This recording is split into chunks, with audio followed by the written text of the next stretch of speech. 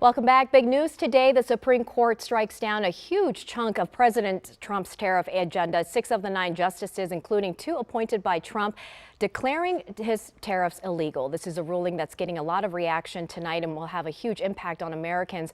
To talk more about what is next and what this is all about, let's get right to CBS News Justice correspondent Scott MacFarlane. Scott, good to see you.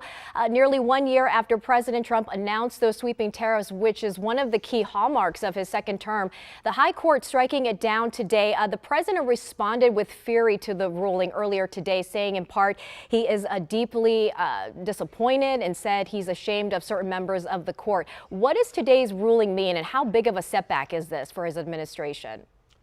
Politically enormous for the president, a rebuke unequivocally to him from the Supreme Court. Economically, depends on how he tries to enact his next tariff plan or tariff scheme. He said he's going to try other ways to do this to other countries, even though the Supreme Court said tariffs from the president are illegal if not approved by Congress. Quickly, I want to get in the statement from Senator Chris Van Hollen, which is representative of most Democrats across the country tonight, saying this reaffirms what we knew all along. Trump's tariffs are unconstitutional and a tax on the American people.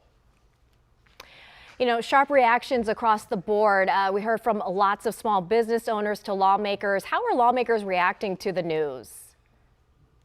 You're going to see a wave of statements as this night goes along, but I think the general relative silence from Republicans is noteworthy here. Haven't heard a lot of statements in opposition to what the court did. I think that speaks, Annie, to the delicate politics of tariffs for Republicans as we race toward the midterm elections. Yes, a lot more to see how this plays out, and of course the impact on prices and all of that, the imported goods. CBS News Justice correspondent Scott MacFarlane joining us on this Friday afternoon. Thanks so much, Scott.